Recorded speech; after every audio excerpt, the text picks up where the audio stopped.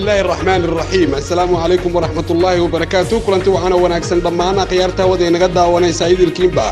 كسو دوادا برنامج كان كغا هادلو arrimaha bariga dhexe iyo waliba qaaradda Afrika oo aad kala socotaan xiliyadan oo kale janankan YouTube-ka. barnaamijka aad ku maqli doontaan hadduu Allah awood leh uu saamaxo waxa ka mid noqonaya madaxweynayaasha dalalka Turkiga iyo Ruushka oo kulan ku qaatay magaalada Ankara ee dalka Turkiga kana soo saaray qodobo xasaasi ah hadalkii dhawaan ka soo yeeray madaxweynaha Mareykanka Trump oo uu aqoonsaday caasimadda Yuhuudda Qudus. haddaba waxaad maqli doontaan warar murtiyeed ay soo saareen madaxweynaha dalka Turkiga Rajab Tayyip Erdogan iyo madaxweynaha Ruushka Putin iyo waliba waxay ka yiraahdeen xaaladda xasaasiga ee ka jirta dhulka reer Falastiin.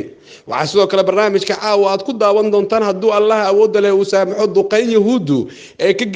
ka geysatay meelo ka mid ah dhulka reer Falastiin iyo dibadbaxyo ay dhigeen ardada reer Falastiin ee ku dhaqan magaalada Gaza ee dalka reer Falastiin. haddaba waxaad maqli doontaan duqeymo sidoo kale Hamas ee ka geysteen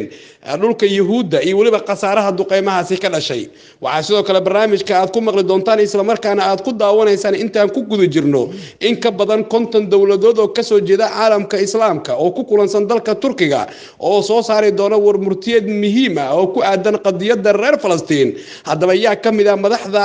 caalamul islaam ee ka qayb galaya shirka uu ku baaqay madaxweynaha dalka Turkiga Rajab Tayyip Erdogan. maxaa laga filayaa kontonka dawladood ee caalamka islaamka ka socda ee ku kulansan wadanka Turkiga? haddaba barnaamijka ayaad ku daawan doontaan hadduu Allah awood leh uu saamaxo. waxaa sidoo kale barnaamijkan caawa aad ku daawanaysaan hadduu Allah awood leh raali uu ka noqdo ciidamo ay tababareen dawladda Imaaraadka oo maanta galay jaamacadda Balasma halkaasina ka geystay xadgudub. haddaba ciidamadan ay tababareen dawladda Imaaraadka ee galay jaamacadda Balasma iyo ujeedkooda ayaa daawan doontaan hadduu Allah awood leh uu saamaxo. waxaa sidoo kale barnaamijkan idinku soo gudbinaynaa oo aad ku daawan doontaan madaxweynaha Soomaaliya Maxamed Cabdullaahi Farmaajo iyo wafdi uu hogaaminayo gaaray dalka Turkiga si ay kaga qayb galaan shirka laga hadlayo qadiyadda reer Falastiin. iyo sidoo kale war murtiyeed xasaasi ah oo ay soo saartay madaxtooyada Soomaaliya ka dhanna ah maamulka Yahuudda ee doonaya inay qabsadaan magaalada Gaza oo ah magaalo barakeysan oo ay leeyihiin dadka muslimiinta ah. Hindiyana waxay la safatay madaxweyne Trump iyo sidoo kale midowga Yurub oo war murtiyeed xasaasi ah ka soo saaray hadalka madaxweyne Trump. haddaba maxay yiraahdeen ama maxay ka yiraahdeen qadiyadda Qudus oo ugu aqoonsaday madaxweyne Trump in ay tahay caasimadda Yahuudda? war murtiyeed ay soo saareen midowga Yurub oo sidoo kale dawladda Ingiriiska ayaa hadashay qadiyadda Qudus. waxaad ku daawan doontaan isla markaana aad ku maqlaysaan barnaamijkan hadduu Allah awood leh uu saamaxo. haddaba aan ku bilaabo barnaamijka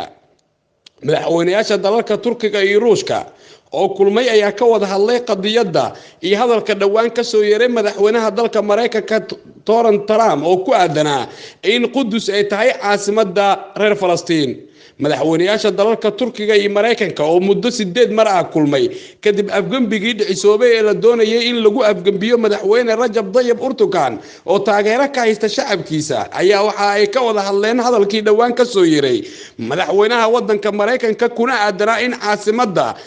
maamulka Yahuuddu ay tahay Qudus. madaxweynaha dalka Ruushka Putin oo hadlay wuxuu sheegay in arintaasi ay tahay xadgudub madaxweynaha Mareykankana uusan ka fiirsanin talaabooyinka uu qaadayo. madaxweyne Putin madaxweynaha Ruushka wuxuu ugu baaqay madaxweynaha Mareykanka inuu ka noqdo hadalka dhawaan ka soo yeeray wuxuuna sheegay arintaasi inay tahay xadgudub loo geysanayo dal jira oo ka dhisan caalamka isla markaana madaxweynaha Mareykanka uusan ka fiirsanin had iyo jeeraale talaabooyinka uu qaado iyo hadallada meediyaha ama warbaahinta uu marsiiyo. madaxweyne Putin wuxuu sheegay in aan loo dul qaadan doonin talaabooyinka qaldan ee uu qaadayo madaxweynaha Mareykanka sida hadalka uu u dhigay madaxweynaha dalka Ruushka. xilligu uu hadlayay Putin waxaa garabkiisa taagnaa madaxweynaha dalka Turkiga Rajab Tayyip Erdogan wuxuuna Rajab uu sheegay in argagixisada adduunka ee qarnigan ay tahay Yahuudda wuxuuna sheegay marnana inaan loo dul qaadan doonin talaabooyinka qaldan ee uu qaadayo madaxweynaha dalka Mareykanka. kulanka xasaasiga ee dhaxmaray madaxweynayaasha dalalka Turkiga iyo Ruushka ayaa wuxuu imaanayaa xilli xiisadda u dhaxaysa dalalka Islaamka iyo Mareykanka iyo Israa'iil oo isku dhinaca sare ay u sii kacayso. qodobka xiga ee barnaamijka waxaan ku soo qaadan doonaa maanta ardayda reer Falastiin waxay dibadbax xooggan ay ka dhigeen magaalada Qudus oo ah magaalo barakeysan waxaana dibadbaxayaasha ay ku dhawaaqayeen in ay ka soo horjeedaan hadalka ka soo yeeray madaxweynaha Mareykanka marnana shacabka reer Falastiin ay ka tanaasuli doonaan dhulka ay leeyihiin ee Qudusna ay tahay dhul ay leeyihiin dadka muslimiinta sida ay ku dhawaaqayeen ardayda reer Falastiin ee dibadbaxyada dhigayay askarta Yuhuudda ayaa ardayda ku furay rasaas iyo sidoo kale sunta qiica waxaana hay'adda aqoonta casay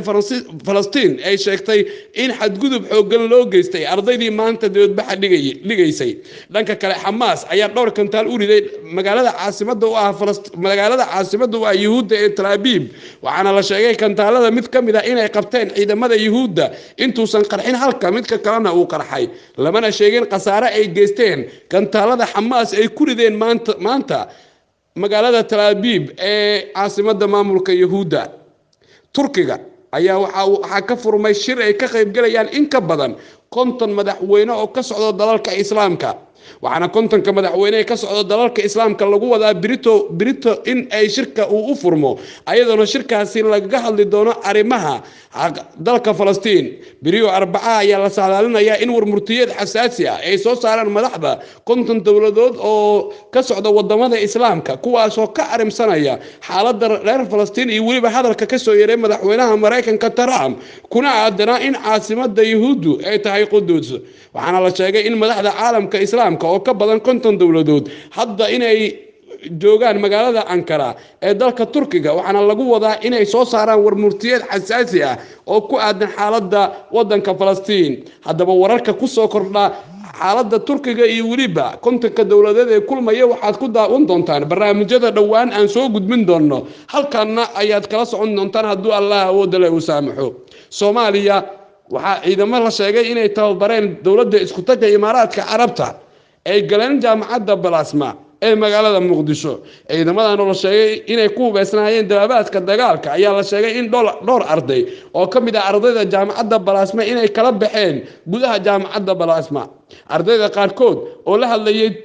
janankeena waxay sheegeen in qalqal weyn uu soo wajahay markay ay soo galeen ciidamo hubeysan oo sida dariiska ciidamada Imaaraadka ay tababareen waxaana la sheegay in si xad gudub ah ay ula dhaqmeen ardayda jaamacadda waxaana wararka qaar ay sheegayaan in haweenka qaarkood in dhashararka ay ka fureen markay gudaha u galeen jaamacadda Balaasma mana jirto war ka soo baxay hay'adaha amniga oo ku aadan sababta keentay ciidamada Imaaraadka tababaray inay gudaha u galaan jaamacadda Balaasma madaxweynaha jamhuuriyadda federaalka ee Soomaaliya Maxamed Cabdullaahi Farmaajana wuxuu ka qayb galayaa shirka madaxda Islaamka kaga furmay dalka Turkiga waxaana dawladda Soomaaliya ay soo saartay warcad oo ku aadan mowqifkeeda Falastiin iyo waliba Yuhuudda agaasimaha warfaafinta madaxtooyada Cabdinuur oo qayb ka ah wafdiga uu hogaaminayo madaxweynaha jamhuuriyadda federaalka ee Soomaaliya Maxamed Cabdullaahi Farmaajo warbaahinta kula hadlayay magaalada Ankara ee dalka Turkiga wuxuu sheegay dawladda Soomaaliya in had iyo jeeraale ay garab taagan tahay walaalaha reer Falastiin agaasimaha warfaafinta madaxtooyada wuxuu sheegay in dawladda Soomaaliya ay qayb ka tahay dadkii dawladihii aasasay ururka Islaamka waxaana sidoo kale uu sheegay agaasimaha warfaafinta in marnana aan la qaadan karin warka ka soo yeeray madaxweynaha Mareykanka Trump oo Qudus u aqoonsaday caasimada Israa'iil wuxuuna sidoo kale agaasimaha warfaafinta madaxtooyada hoosta uu ku xariiqay in dawladda Soomaaliya hiil iyo how ay la garab taagan tahay walaalaha reer Falastiin Hindiya waxa lagu eedeeyay in ay la safan tahay madaxweyne Trump ayna taageersan tahay go'aanka Trump ka soo yeeray oo ku aadanaa in Qudus ay tahay caasimada wadanka maamulka Yuhuudda waxaana dawladda Hindiga ilaa hadda war aysan ka soo saarin hadalkii ka soo yeeray madaxweynaha Mareykanka ama aysan cambaareenin hadalkii ka soo yeeray madaxweyne Trump taasoo quwarada siyaasaddu ay sheegayaan Hindiya inay la safan tahay go'aankii Trump uu soo saaray walow dawladaha caalamka oo dhan ay cambaareeyeen warka ka soo yeeray madaxweyne Trump oo ku aadanaa in caasimada Yuhuuddu ay tahay Qudus dawladaha reer Yurub oo kulmay isla markaana ku kulmay magaalada Brussels ee caasimada dalka Belgium waxay sheegeen inay ka soo horjeedaan hadalkii ka soo yeeray madaxweyne Trump waxayna ugu baaqeen madaxweyne Trump in go'aankaasi uu ka noqdo haweeney u hadashay midowga Yurub waxay sheegtay midowga Yurub in si aysan u soo dhaweyneynin hadalka ka soo yeeray madaxweynaha dalka Mareykanka Trump hadalkaasina xadgudub uu ku yahay jiritaanka dadka ku nool adduunka qayb ka mid ah dowladda Britain waxay sheegtay in ama ay ugu baaqday madaxweynaha Mareykanka inuu ka naqdo go'aanka ku aadan in Qudus ay tahay caasimadda reer Falastiin. guud ahaan barnaamijkii aan ku eegaynay xaaladda bariga dhexe iyo qaaradda Afrikana intaas ayaan ku soo gabagabeynaynaa. waan ku mahadsantihiin daawashada barnaamijka.